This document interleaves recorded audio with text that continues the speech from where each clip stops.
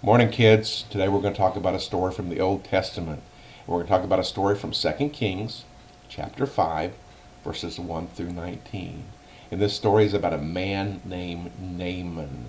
Naaman was a very important, very valiant, very courageous soldier that served his king. And so he was very important in the kingdom, but he had a problem. Naaman had leprosy. Leprosy is a disease of the skin. It gives you big sores all over your body and all over your arms and your legs. And it's a really gross, really nasty looking disease, and it's really nasty looking sores. But it's also contagious. You know what contagious means? It means other people can catch it. And so Naaman had to be very careful when he was around his family, when he was around his friends, when he was around anyone. So he had to be very, very careful. And the other thing about leprosy is it couldn't be cured. Nobody could fix it. No doctor had medicine to take care of it. No doctor could give him a pill or a treatment or an ointment. Nothing. Naaman was going to have leprosy the rest of his life. Well, there was a young girl that served his wife, and she went to Naaman and she said, "Sire, why don't you go see this prophet in Israel and in Samaria, and he can cure you?" And so Naaman jumped up and he said, "I'll do it." And so he went to his king and he said, "I want to go down to Israel and I want to see this prophet and I want to be cured of my leprosy." And his king said, "Yes, we will let you do that. And I will send a letter to the king of Israel telling him." And so he did. He wrote a letter to the king of Israel and he said, "This is my servant that I'm sending to you. He's very important to me. I want you to make sure he's taken care of, and I want you to make sure his leprosy is cured." Well, when the king of Israel got that letter, he went crazy. He started tearing his robes. He started getting upset because he said, "What am I supposed to do? I can't do this. I can't cure this man of his leprosy. I can't fix this." And so he was very, very upset about the whole situation. Well, Elijah heard about the king tearing his robes, and he sent him a message. And he said, "King, send him down to me. I will cure him." So when Naaman got to the king told him where to go, and so Naaman went to Elijah's house with his horses and his chariots. And he's outside outside of Elijah's house, and Elijah sent him a messenger. And the messenger told Naaman, "Naaman, go dip yourself 7 times in the Jordan River." Well, Naaman got upset. He got angry. How dare this man do this to me? I'm an important person. I'm a very special person. And this Elijah doesn't even come out to see me. He doesn't even come out to talk to me himself. He sends a messenger. And then he tells me to dip myself in the Jordan River 7 times. The Jordan River, really? We've got better rivers at home. Why didn't he tell me to go dip myself 7 times in the rivers at home? They're cleaner, they're nicer. And he was mad, and he wasn't going to do what Elijah said. But one of his servants said, "Master, if Elijah would have told you to do something great, something brave, something courageous, you would have done it. You would have had no problem doing those things. So why are you upset about dipping yourself 7 times in the Jordan River? You should do what Elijah says." Well, Naaman thought about it, and he decided, you know what? That's right. If he would have told me to do some great brave thing, I would have done it without any hesitation. He's telling me to do something simple. So simple. Just go dip in a river 7 times. So Naaman went to the river, and he got in the water, and he dipped once, and he dipped twice, and he dipped 3 times, 4 times, 5 times, 6 times, 7 times. And when Naaman dipped the 7th time and he came out of the water, his leprosy was cured. He no longer had this disease. He no longer was contagious. He no longer was catching. All the sores were gone. His skin was smooth and clean. And all because he did exactly what God had told him to do through Elijah. Now here's the question. What would have happened, do you think, if Naaman would have dipped 4 times? Nothing. 1, 2, 3, 4, nothing. Or what would have happened if Naaman would have said, well, he said to dip 7 times, I'm going to do it 9 times. 1, 2, 3, 4, 5, 6, 7, 8, 9 times he dips in the water. What would happen? Nothing. He wouldn't have been cured if he dipped less than 7. He wouldn't have been cured if he dipped more than 7. He was cured when he dipped 7 times. Why? That's what God told him to do. And so when he dipped the 7th time and he came out of the water and he was cured, it's because he was faithful to what God had told him. He was obedient to what God had told him. What's that teach us? Well, God tells us things to do in the scriptures. And he tells us that we should do those things. But what we need to remember is we don't get to pick and choose what we do. We don't get to change what God tells us to do it really kind of the way we want to do it. And so we need to remember when God tells us to do something, we should do what God tells us, the way he tells us to do it. Not change it, not make things different to fit what we want, but to do the things God tells us the way he tells us to do them. Does that make sense? If we're going to be faithful to God, if we're going to be obedient to God, we do the things he tells us to do. I mean, look, if your mom told you to go in the kitchen and wash the dishes and rinse the dishes and dry the dishes and put them up in the cabinet, and you went in the kitchen and you washed the dishes and then went to play, would that make your mom happy? Would you have done what your mom told you to do? No. Or if your mom told you, go to your room and pick up all the toys and put them up in your room. You hear what I'm telling you? Pick up all your toys and put them up. And so you go in your room and you pick up one stuffed animal and you pick up maybe one car or one doll and you put it in your closet, but you leave all the other toys scattered around your room. Did you do what your mom told you to do? You didn't do what your mom told you to do. You can't say you did. She told you to pick up all the toys. You didn't pick up all the toys. You think your mom's going to be happy with what you did?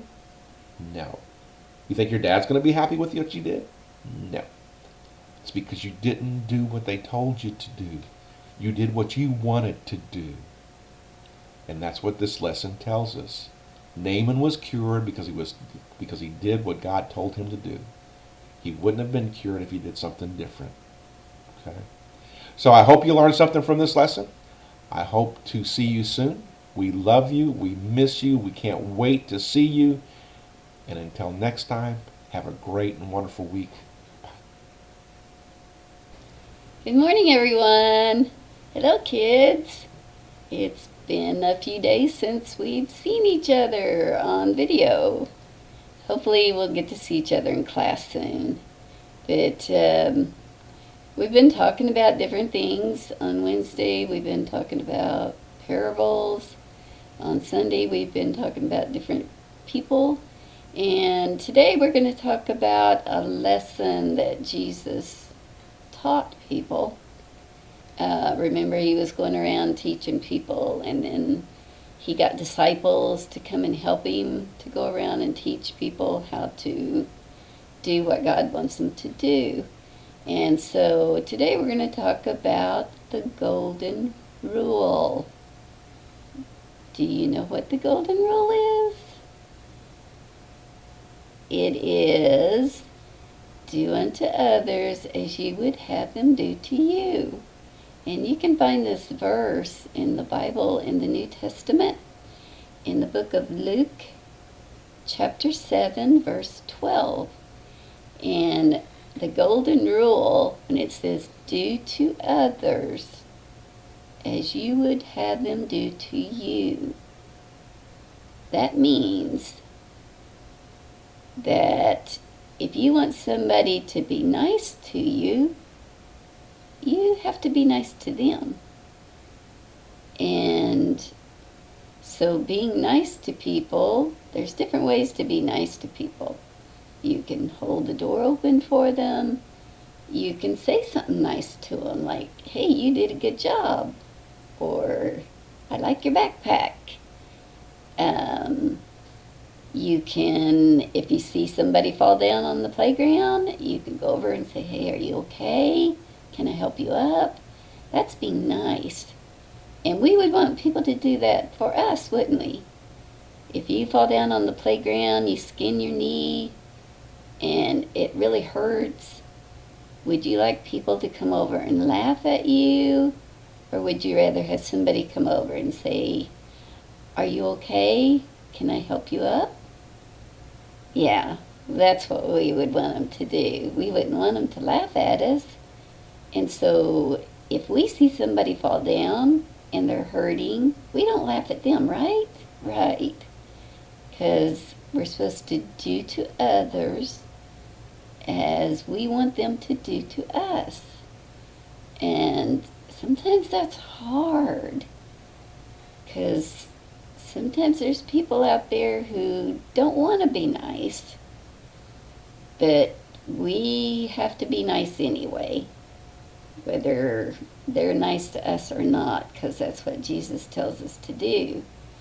And so when there's some other examples I can use for you, like if you're playing with your favorite car, and your little brother or sister comes in and they grab your car and they take off running with it, that's not very nice. And it kind of makes you mad, right? Yeah, it would me too. And so what do? Do we go grab the car and push our brother or sister down? Or do we just go ask for the car nicely and get it back? And if they're playing with a really neat toy, would we want to go grab their toy away from them? Well, you might want to, but should we do it? That's the better question. According to the golden rule, we should not, because you wouldn't want them to come and take a toy that you're playing with, so we don't take other people's toys that they're playing with. And if somebody has a really, really neat, let's say, pencil that you really, really like because it's the coolest pencil you've ever seen, and they're using it in class, and they lay it down on their desk, and they walk away from it, and you really, really like it, would you take that pencil when they're not looking? No, we wouldn't do that. Because if you had a really, really neat pencil and you got up to go do something and left your pencil laying there, you wouldn't want somebody to take it. So we do what we want people to do to us. And so we have to remember that. No matter what we're doing, if it's going to get a drink, do you jump to the front of the line and push everybody back? We shouldn't, because if you were in the front of the line, would you want somebody to jump in front of you and shove you back?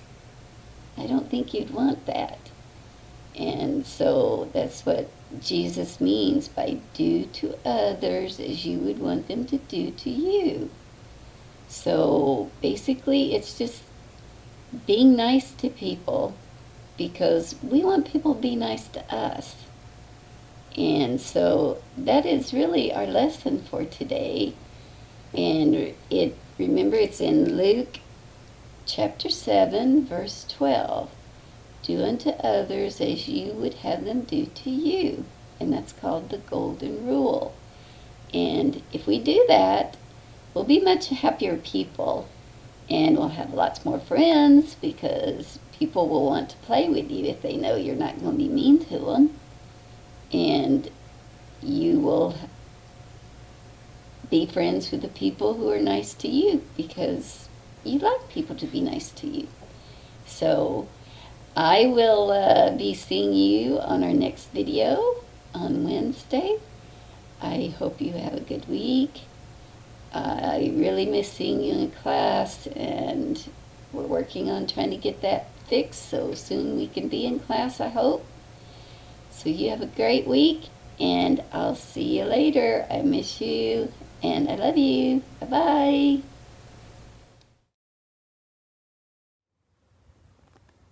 Good morning, Grape Kids. How are you? I hope you're having a wonderful morning. We're going to get started with singing a song that I learned when I was in college, helping out with something called Pew Packers. And it's a song called the Hippo Song. And it's a song that I know different people sing in different ways, but I only know it the way that I know it. And so that's the way that we're going to sing it today, okay? So if you know different hand motions, or different words, then you sing the way that you know it, and you don't have to sing it the way that I'm singing it. Are you ready? Okay.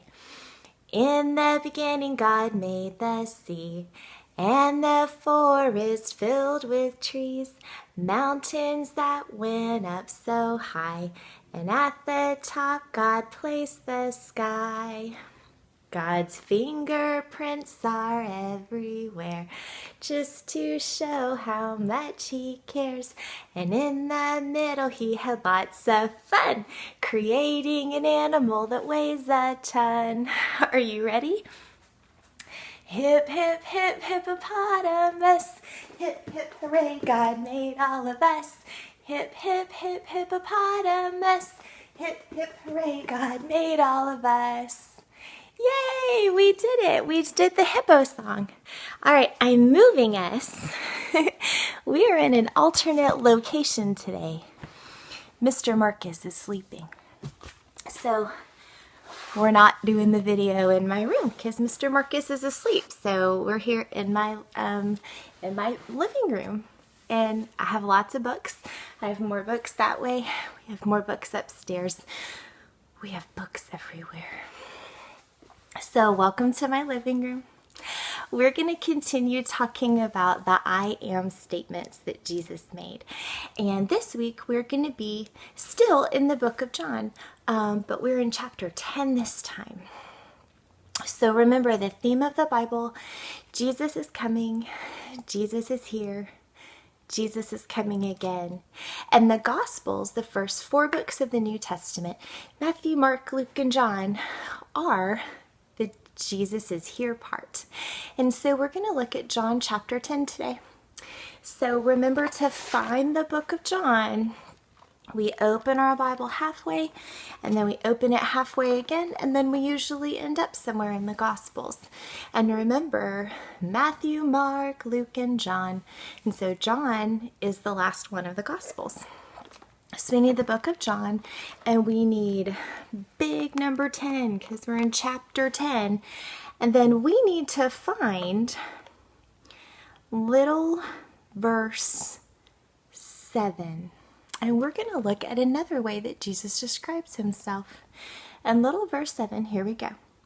Therefore Jesus said again, I tell you the truth, I am the gate for the sheep. All right, Jesus is the gate for the sheep. What does that mean, Jesus? Well, this is the deal, guys. So in Jesus's time, remember that there were shepherds, and what is a shepherd's job to do? It's to guide sheep around. What else does a shepherd do? Protects the sheep. Okay, so when shepherds had their flocks out on the fields and in the hills and everywhere that they would go, sometimes they would go far from home, and then they would have to spend the night out in the field, and they couldn't go back home. And so a lot of times there were these very rough sheep pens that were constructed to put the sheep in. But guess what? There were only 3 sides to it. The 4th side was open. So that way the shepherd could lead the sheep in, but then there was no 4th side. So here's my question to you. Do you have a backyard? Or have you seen a backyard? How do you get inside the backyard other than through your house? There's a gate, right? And the gate lets people in to the backyard, and the gate keeps people from getting out of the backyard if it's closed, right? So if you have a dog that lives in your yard, then you need to make sure that the gate is closed, because what might happen? The dog might get out, right? And it might get out on the street. It might, run away. It might get hurt. And the other reason why you want the gate closed is because, at least where my house is, over by the park, there are foxes, and there are wolves, and there are bobcats, and there are different kinds of animals that might get inside the backyard if the gate's not closed. And so you want to protect your animals by having the gate closed. Well, so let's think about this. Do you remember David? Remember, David was a shepherd, and remember when he was a shepherd, there were animals that tried to attack his sheep sometimes, and he would have to protect them. Okay, so for a long time, shepherds have had to be really good protectors as well as leaders. And we're going to talk about shepherds, I'm sure, at some point. But they have to be guards, and they have to protect. Well, so these sheep pens that we talked about that were three-sided, guess what the shepherd would do at night? The shepherd would lay his body down in front of the opening. So that way he's protecting the sheep that are behind him inside the pen. He's protecting them from getting out, and he's preventing bad and evil creatures that want to kill those sheep. He's keeping those out, and he's protecting his sheep. So when Jesus says, "I am the gate for the sheep," that means that he's protecting us. Who does Jesus need to protect us from? From Satan, right? Because Satan is real. He's not just something that got made up. Satan is real, and Satan doesn't want us to go to heaven. And so Jesus protects us from him. Okay, so he's protecting us from him. The other important thing is that Jesus is the gate. He's the one that leads us into the pen in the first place. And so he's who we follow. And so how do we follow Jesus? How do we make sure that we can get inside that sheep pen? We read the Bible, so we know what we're supposed to do. We know that we're supposed to believe in God. We know that we're supposed to confess our sins. We're supposed to repent from the sinful things that we've been doing and try our very best not to do them again. We know that we're supposed to confess that Jesus is the Son of God. We know that we're supposed to get baptized. We know that we're supposed to love other people. We know that we are supposed to love God. These are all things that we're told in the Bible that we need to do. And when we do those things, then Jesus is the gate. He's the opening. He's giving us the opportunity to get inside that sheep pen. And that's exciting, and that's good news. See, the Gospels, they're full of good news. So, Jesus is the gate. He's our protector, but he's also our guide. Just kind of like we talked about last week when Jesus was the light. Okay, I love you, kids. I hope you have a wonderful, wonderful rest of your day. I'll talk to you later. Bye.